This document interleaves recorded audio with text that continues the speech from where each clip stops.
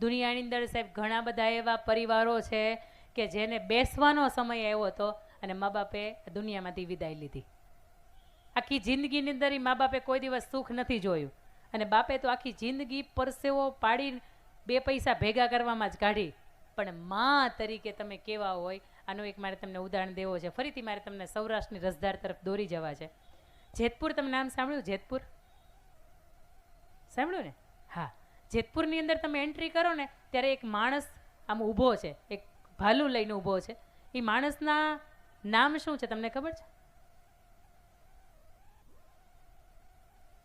નહીં? તો પછી મારે તમને શું વાત કરવી? ચાંપરાજવાળા નામ છે ને. ચાંપરાજવાળાનું એ સર્કલ છે, આખે આખું સર્કલ છે.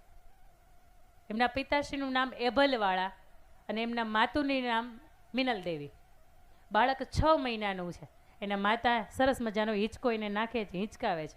પાછળથી એભલવાળા આવે. રાજા હોય, રાજાશાહીથી, કાઠી દરબાર હતા પોતે.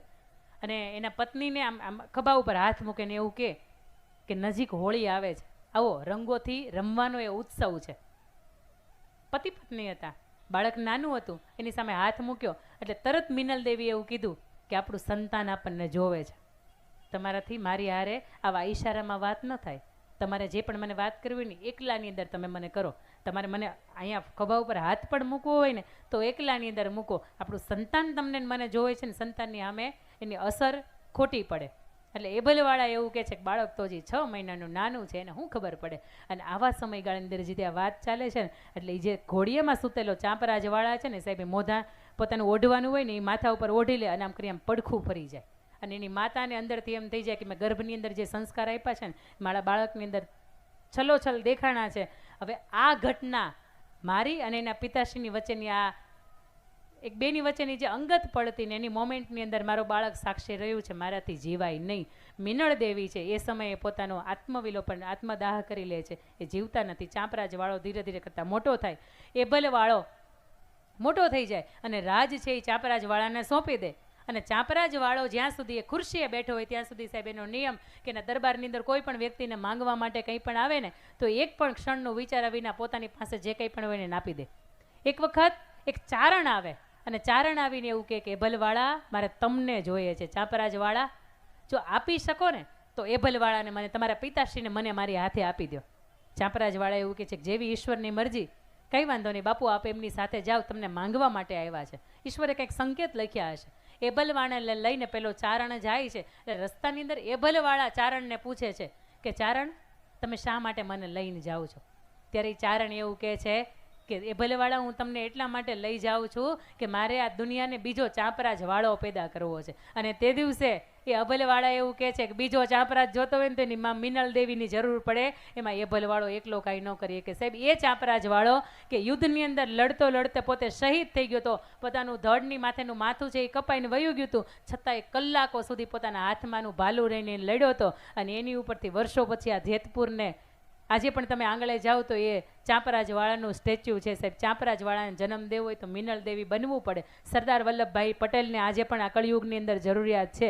એને જન્મ દેવો હોય તો સાહેબ લાડબા બનવું પડે. આજે પણ એક પુતળીબાઈ બનવું પડે, એક મહાત્મા ગાંધી પાકે. આજે પણ વિશ્વના શ્રેષ્ઠ સંતાનોને તમારે જન્મ આપવો પડે ને તો એમાં બા કરતા તમે પૂછો શિવાજી કોનો તો કે જીજાબાઈનો, મહારાણા પ્રતાપ કોનો, માતા જયવંતાબાઈનો.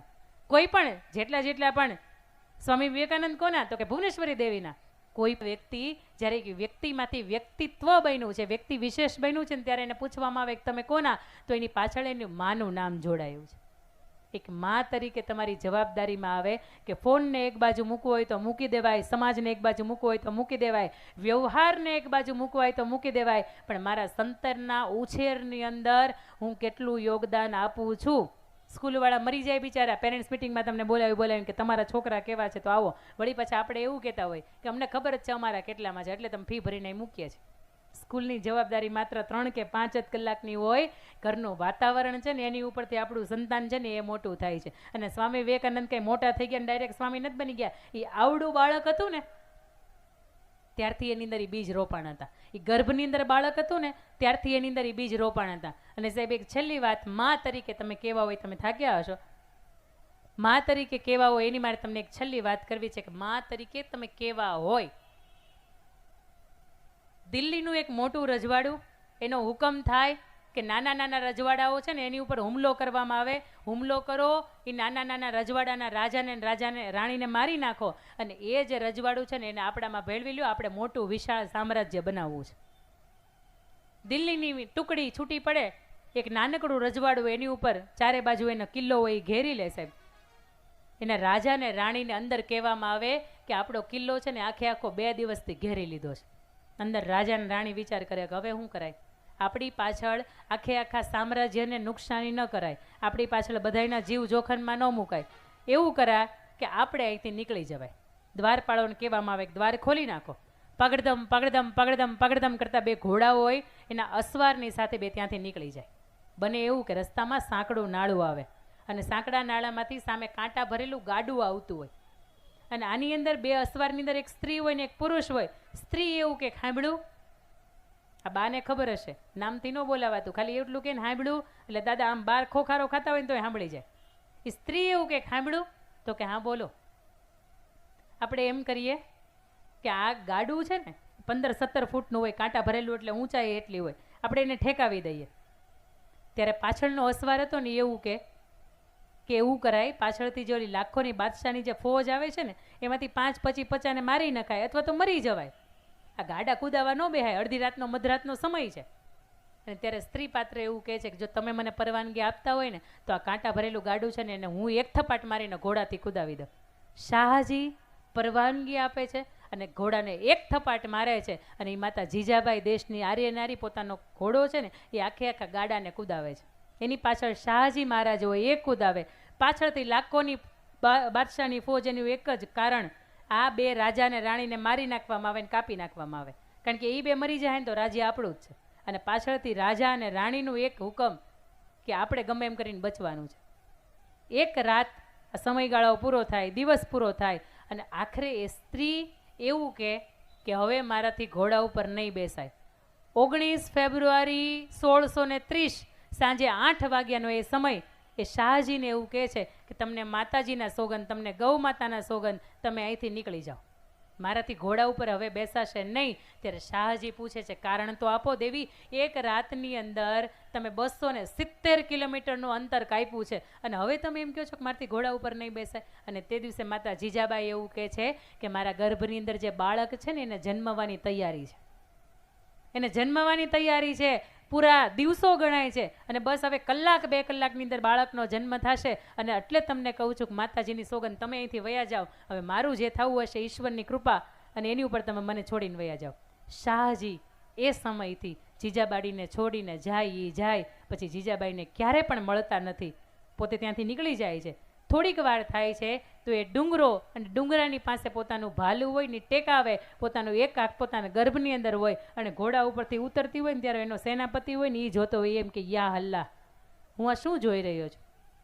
હિન્દુસ્તાનની સ્ત્રીની આટલી બધી તાકાત કે એક રાતની અંદર 270 કિલોમીટરનું અંતર કાપી શકે, એ માત્ર ભારત વર્ષની કે હિન્દુસ્તાનની સ્ત્રીની પાસે આ તાકાત છે. બાકી વિશ્વના 195 દેશમાંથી એકે દેશની આવી તાકાત નથી કે એની સ્ત્રી આટલી બધી મજબૂત હોય.